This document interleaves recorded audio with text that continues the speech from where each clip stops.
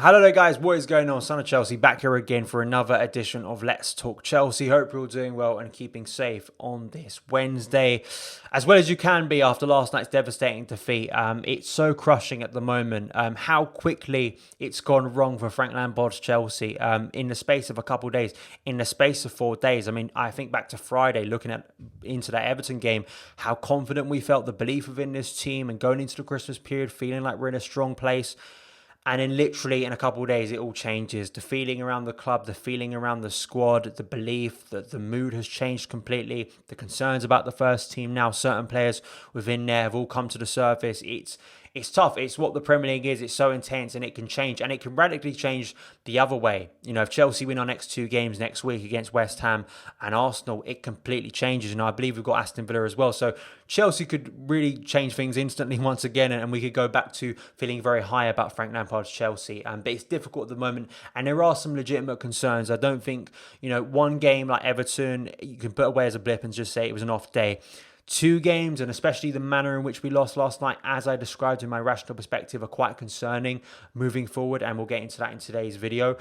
Just some positives about last night. I thought it was good that Christian Pulisic was back to his best. I think for me, especially in the first half, really threatening, really trying to make things happen, really taking players on.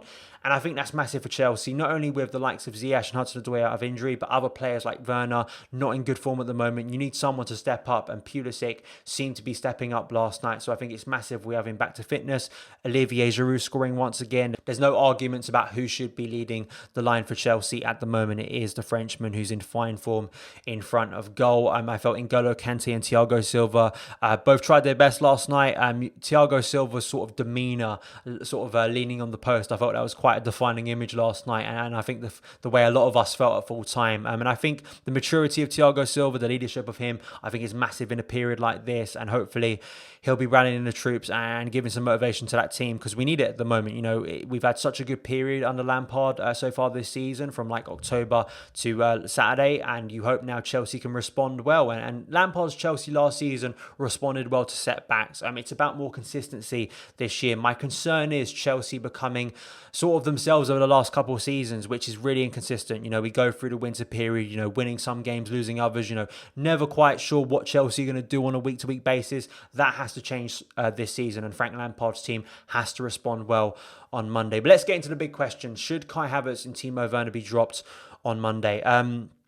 Instantly, my instant reaction is yes. I think that both of them, especially Kai, I don't think should be in the starting 11. I think the issue Lampard has, right, is if he plays the 4-3-3, which we'll get into in terms of formation, because I think I'm a little bit more conflicted on that point, right? Because many people have been asking the question, and Liam Toomey wrote this piece for The Athletic after last night's game, talking about Havertz and Werner specifically, and why Chelsea may need a formation change to bring the best out of them. It's an interesting piece. Definitely go and check it out. I'll leave the link in the description box below. But a lot of people last season were talking about, Lampard not having a settled formation, even at the start of this season when we had the 4-2-3-1, and understanding what that best formation was. Lampard's now found that formation. Yes, we've had 2 difficult defeats, but I don't know. I'm leaning more in the direction that it's individual player performances letting us down, rather than the system being awful and it needs to be thrown out instantly. I think that'd be a quick reaction from Lampard, and I think based on what I've seen since the Southampton game, basically things have changed, especially since that Krasnodar game, right? And I don't just want to throw all of that out because we've had 2 difficult days recently, right? So I think that's the first thing I will say. I think the issue is both of these players are just massively underperforming at the moment for Chelsea, and I think that's the honest truth. I think if you're super critical of Lampard, you're going to look towards the coach and instantly say that's the reason he's underperforming, right? But to me, Kai Havertz, he looks completely off pace. He looks sluggish. He looks off the pace. He looks like he's playing the game at a different pace to everyone else, but that's not in a positive sense, like he's ahead of the curve and thinking more quickly than everyone else and getting into smart positions. He seems to be the culprit of losing the ball in attack. Chelsea trying to make things happen last night. Too many times it broke down with Kai Havertz, and there was a moment in the second half where Kai got into sort of the Hakim Ziyech sort of area so far this season on the right, and he had Reece James on the overlap, right? And then he cut inside onto his left and crossed the ball. Now, with Hakim Ziyech, you're like, fine. But when you do that and you aren't going to give the ball to Reece James, who's open, our best crosser in the team, you've got to make sure it's a good cross. It was an awful cross into the box and it got cleared very easily by Wolves. And that's was sort of the constant theme last night of Chelsea's attacks breaking down. And you always look towards Kai Havertz. I never felt confident that when he got the ball, he could do something last night. And that's a real problem. It's interesting because at times he does get into good positions. He has that instinct to make off the ball runs, to stretch defenses, even last night, get into the box. But once he gets there and say he gets the ball, he seems to lack the confidence or the clinical nature to sort of go through with those sort of actions. It seems like he gets there and he overthinks, he sort of hesitates and then goes for the safe option. There were so many times last night where he got the ball in an area where you thought, if he had a little bit more confidence and urgency, make a driving run, try and get into the box, play a 1-2, and he just cuts the ball back, looks back to say N'Golo Kante, a free man, and just plays it real safe. That's not what you want from Kai Havertz at the moment. That's not why he's in the team, and that's a real frustration. And I think it says a lot that, Kai Havertz, when I look at this stat here, Kai Havertz failed to create a single chance and had no shot attempts in his 71 minutes against Wolves. His last direct Premier League goal involvement came in match day 5 against Southampton. A lot of people arguing that Kovacic should have come on earlier in the game. I can't really argue with that based on Kai's performance. Mateo Kovacic has been the better player recently for Chelsea. He looks a lot more direct than Kai at the moment. I think Kova's really stepped up his game because of the competition. And I think that absolutely on Monday, I'm looking towards Mateo Kovacic starting in that midfield three for Chelsea alongside Mason Mount and N'Golo Kante. It's just such a shame because you want to be excited by Kai Havertz. He's such a big signing for Chelsea. He's got a long way to go. Statistically, he gets better in the second half of the season. That's been his career so far. I hope that's the case for Chelsea because we need him to be. It's just a shame so far that he looks so off the pace. I know that COVID really knocked him back, but I think there are certain things within his game, just simple things that I think were, really frustrating last night, and I don't think he deserves a spot in the next starting 11 for me. Then we move on to Timo Werner, who I felt had an awful game last night, and I feel that he was completely isolated like he was against Everton, but he had a little bit more of the ball last night, and his passing was awful. And I'm not saying that I expect Timo Werner to be an Eden Hazard. I think that, even though he's playing out wide, that's not his job in the team. He's never going to be an Eden Hazard where he picks up the ball from deep, takes out 2 or 3 men dribbling past him and goes one-on-one with the keeper. That's never going to be what Timo Werner's game is. You're misunderstanding Timo Werner if you think that's what he should be doing. His game is off the shoulder, running in behind, deadly speed, deadly pace and power. That's what his game is, and that's where we've seen him excel so far for Chelsea in wide areas, right? So I talk about the formation that, when I look against Leeds, right, despite him finishing really poorly that day, I can deal with that a lot more if he's getting into the game and getting into good positions. My issue is like last night where he's barely getting into any good positions in the game. He's barely getting any space and time. He didn't miss any sitters last night. That's the thing. There are a few times where the ball came to him and he should have had better anticipation to get the ball under his control, but there was never a moment where he was one-on-one with the keeper and he blasted over the crossbar. That never happened last night, right? So, and too often, a bit like Kai Havertz, gave the ball away when Chelsea were in possession trying to create something in front of goal.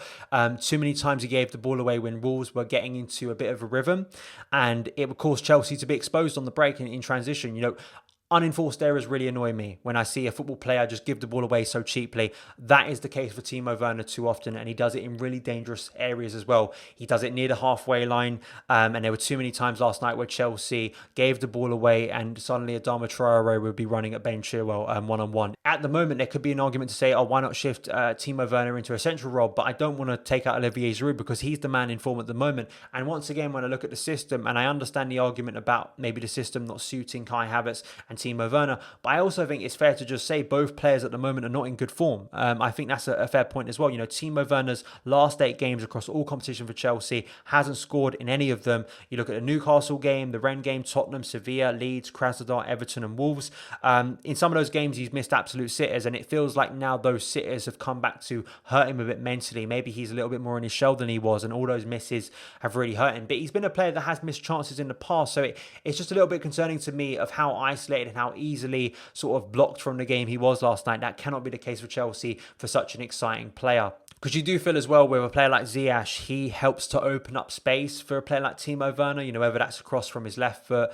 Teams really focusing on Ziyech a lot more because he's sort of the creative hub of this Chelsea team at the moment. I feel as well it affects other players. Ziyech not being in the team, I look at instantly at Reece James, his ability to make those overlapping runs, the chemistry those two players have. With Timo, we've seen him have good games for Chelsea so far this season, so I'm not too concerned on that front. I think he will get back there in terms of form. I think at the moment he's just in a really rough patch, and it may be taking him out for a game or two in terms of fitness, maybe fatigue, because he's played a lot of football so far this season for Chelsea. You take him out maybe of the Monday game, and then he can come back against Arsenal and really excel. I think it's the same for Kai Havertz. Maybe shifting the formation a little. If, say, Ziyech and Hudson-Odoi aren't available, maybe you shift Kai into a little bit more of a number 10 position. Maybe go two up front, shift Werner a little bit more central alongside a Giroud or Tammy Abraham, like Liam Toomey suggested in his article. I'm not entirely sure, but once again, as I pointed out, with a formation that has clicked a lot this season, I don't really want to abandon that. I think that'd be a really premature move by Frank Lampard. But after 2 defeats in the Premier League, Chelsea being knocked back heavily, Chelsea need to respond on Monday. How do we do that? Let me know your opinions in the comments below in terms of Kai Havertz,